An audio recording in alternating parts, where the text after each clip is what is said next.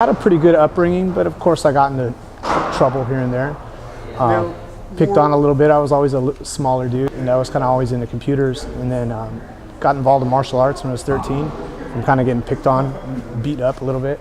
And ever since then, my kind of mindset changed from computers to martial arts, kind of more physical sports stuff. Played a little like flag football, a little baseball. I did Kaji Kembo, which was like a karate Kempo mix, Hawaiian Kempo. Very similar to the John Hackelman, Chuck Liddell, kind of what Chuck started off with, I guess. And very traditional forms and katas, that kind of stuff. And I think it's definitely sparked my interest in keeping a focus and discipline and kind of learning how to achieve goals. And without it, I would have definitely have never seen Jiu-jitsu, never known who Hoist Gracie was, Ultimate Fighting. I was with my girlfriend at the time, and we went into the academy, and all I wanted to do was sit down and kind of watch what was going on. And first thing, Caesar comes across the mat, and he's like, "Oh, hey, how's it going?" You know, I was like, "Oh, I do karate, I do this. I just come in here to check it out." He's like, "Oh, well, take your shoes off." I was like, "Oh, cool, okay." You know, he's like, "I want you to go over there and go with this guy. He's training for a pay-per-view fight." And I was like, "Oh, okay, that's cool." And little did I know it was Dave Terrell at the time, and I just got manhandled, mopped up, destroyed. I think I was even bleeding. It was like embarrassing in front of my girlfriend, everything, you know. And I remember before I left, she was like, "Oh, you're gonna come back?" And the only thing I thought was, yeah, I mean, that's where my pride and ego is. It's gone. It's here. I gotta go find it.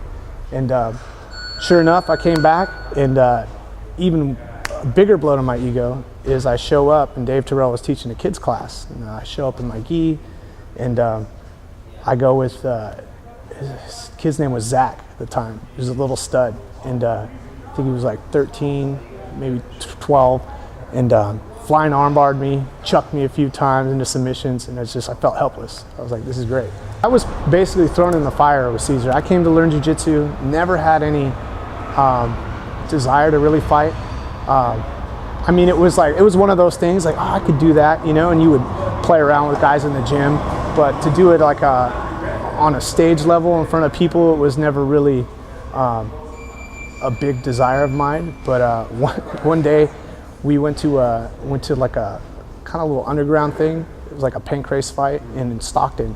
And next thing you know, I was putting my mouthpiece in and my jock strap on, and we're fighting, you know. And I did it once, and I had a blast. I was like, okay, like had a little adrenaline rush, kind of tasted that, and fought 7 more fights after that. MMA to me was always just an expression of basically training, you know, putting all the kind of hard work and dedication and you know, time into like developing your skill and technique that I felt the fight was, you know, for your opponent too, that I was just kind of expressing myself to the opponent. It was never really no ill intention towards them or any kind of like I craved violence or blood or anything like that. It was a real test. It was like chess, but at the highest level in your human body. If you made a mistake, you paid with it with a serious consequence. And I think that's what attracts a lot of people to this sport. There's nothing, you know, there's nothing like reality, you know, and when you go in there, it's real. It's as real as it gets. Man, I stopped fighting because I really enjoy teaching. And honestly, there's not a lot of money in this sport.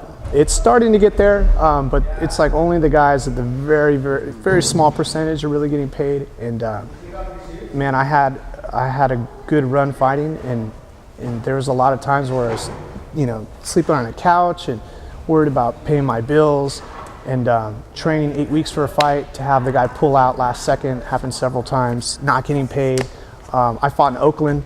I fought Matt Grice in Oakland and lost the decision. He beat the piss out of me. And the promoter didn't pay me. He didn't even pay me my losing check, the show bonus, you know? And then we went through some huge fiasco with cutting weight, that it's just like you know, there's a lot, there's a lot of battles fighters got to go to get to the top. So when you see those guys at the top, they have usually gone, you know, they deserve that money. Been teaching for maybe 3 years now, and after the year mark, and then I had to establish students and started to see them to grow, that there's no better feeling. I mean, knock people out in front of, you know, on camera and stuff like that. It's only like to me, that's only a short part of like a martial artist's life, and to be able to like spread that technique and to kind of evolve other fighters and just people in general is awesome to me.